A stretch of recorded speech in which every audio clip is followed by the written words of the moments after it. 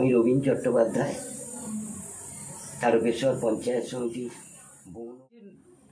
আদি আর নব্যদের ভেতরে একটা সমস্যার সমাধান। এই জিনিসগুলো আপনি কি এতে দেখছেন 2026-এর বিধানসভা ভোটের আগে? বিধানসভা ভোটের আগে দেখুন, এখন আমাদের কোনো কৃতিত্ব নেই, কৃতিত্ব মমতা ব্যানার্জি। মানুষ মমতা ব্যানার্জিকে ভোট দেবে। আমরা যতই এখানে গ্রুপ করি, গণ্ডগোল করি, ঝগড়া করি, মানুষের মনের মধ্যে কিন্তু একটা গেঁথে গেছে যে ওর প্রকল্পগুলো তো পেয়েছে মানুষ, মমতা ব্যানার্জি, তার জন্য মমতা ব্যানার্জিকে ভোট দেবে না। হ্যাঁ, আজকে কেন কোথাও একটা কি মনে হচ্ছে গুরুত্ব, সিনিয়রদের গুরুত্ব কমে যাচ্ছে? এটা অবশ্যই আমি নিজে ফিল করছি যে আমার মতো একজন সিনিয়র, তার গুরুত্ব নেই। আজকে অসম্মান করছে, আমার কর্মীরা অসম্মান করছে, সকলে অসম্মান করছে। হ্যাঁ, বুড়ো হয়ে গেছে, ওরা বলছে বুড়ো হয়ে গেছে, বাদ দাও, এইরকম কথাবার্তা সব।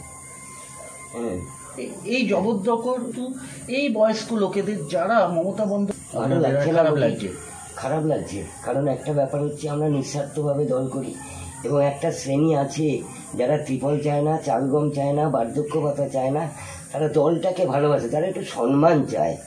এই সম্মানটুকু যদি আমাদের বয়স্ক মানুষদের দেয়া হয়, তাহলে একটা পার্ট কিন্তু আমরা ফিরে পাবো আবার।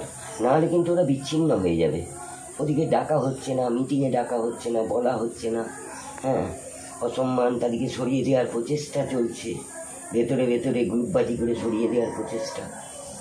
এর জন্য খানিকটা আমরা পিছিয়ে যাচ্ছি, কিন্তু আমি নিজে আশাবাদী আবার আমরা ক্ষমতায় আসবো, এটা একদম বাস্তব। মানে উচ্চস্থানীয় নেতৃত্বকে জানিয়েছে হতে হচ্ছে এই নতুন যারা ঢুকছে, যারা সিনিয়রদেরকে যারা রেসপেক্ট করেছে, ঊর্ধ্বতন কর্তৃপক্ষকে আমরা বারে বারেই জানিয়েছি, কিন্তু প্রতিকার কিছু হয়নি। নবান্ন থেকে ফোন করে মাঝে মাঝে, অভিষেকের দপ্তর থেকে ফোন করে আমাকে মাঝে মাঝে, আমি বলি কিন্তু কোনো কার্যকরী কাজ হয়নি। ওই আমার বলা ওনাদের শোনা, এর মাঝখানেই থেকে যায়, একটা কোনো কাজ হচ্ছে না।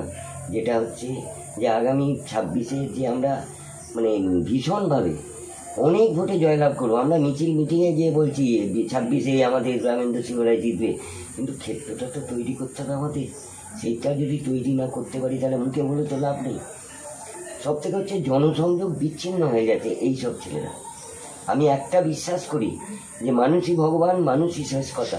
তো মানুষের এই যে জনসংযোগটা, এটার থেকে আমরা পিছিয়ে গেছি একদম। জনসংযোগ নেই।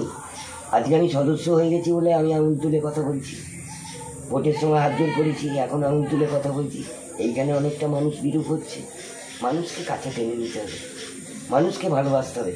সব থেকে বড় কথা আপনাদের একটা বলি, আমি এই যে 9 বার 10 বার জিতলাম, আমি একটা পয়সা কাউকে দিইনি, শুধু মুখের ভালোবাসা। এই ভালোবাসার কোনো মূল্য নেই। এই ভালোবাসা একদম মানে নেই। এই ভালোবাসা থাকলে, মানুষকে কাছে টানলে আমরা নিশ্চয়ই আবার জয়লাভ করবো। এখন না, আমার বিরুদ্ধে বলার একটাও লোক নেই, সবাই ভালোবাসে। কারণ দাঁড়িয়ে কথা বলি, সবার সঙ্গে সুখ দুঃখের সঙ্গে সাথী হই। এই যে ব্যাপারগুলো, এইগুলো সবাই করে না। ক্ষমতা পেয়ে গেছি, ব্যাস, এবার ও দিদি যা পারে করুক, আমি ক্ষমতা পেয়ে গেছি। এই যে জিনিসগুলো, এইগুলো যদি বন্ধ হয়ে যায়, আশা করি ঊর্ধ্বতন কর্তৃপক্ষ যদি এই দিকে দৃষ্টি দেয়, আমার মনে হয় আবার মমতা ব্যানার্জি 2026-এ বিশাল সংখ্যক মেম্বার নিয়ে আবার এখানে না আসে না। শুধু মিটিং হলে ওই রবিদা বয়স্ক নেতৃত্ব বলে আমাকে ডায়াসে ডাকে, এইটুকু করে, তার বেশি নয়। আমাদের বয়স্ক নেতৃত্ব রবিদা, এত দিনের মেম্বার, এইসব শুনি, কিন্তু কোনো কিছু একটা পরিকল্পনা নেই, যেতে হলে আমি নেই। আচ্ছা, পাড়ায় পাড়ায় সমাধান একটা এই প্রকল্পটার ভেতরেও তো মানে বয়স্ক যারা আছে, সিনিয়র যারা রয়েছে, তাদেরকে একটা এইটা নিয়ে আমি বলি, এটা খুব দিদি ভালো প্রকল্প। আমরা যদি সমস্ত মানুষকে সেই পাড়ার একত্রিত করে, আমি জানি একটা পাড়ায় বসলে সেখানে 20টা প্রকল্প উঠে আসবে, দাবি করবে, তাদেরকে বুঝিয়ে যে কোনটা আগে করলে হবে বলো, তাদের মতামত নিতে হবে। যেটা ঘরে বসে তো মানুষের মতামত নিয়ে করা হয়, তাদের কথা মতো যদি করি, আমি 20টা পারবো না, আমি 10টা পারবো। যে ঠিক আছে, এবারে 10টা হচ্ছে মা, এরপরে এবারে আবার 5টা কি 10টা আবার হবে, কিন্তু তাদের অভিযোগগুলোকে শুনতে হবে, সেই ধৈর্যটা রাখতে হবে। এই না হয় কিন্তু পাড়ার সমাধান আমরা নিজেরা তৈরি করে নিয়ে গিয়ে এইটা হবে বলে দে কয়েকটা লোককে নিয়ে গিয়ে, তাহলে সেই একই জিনিস।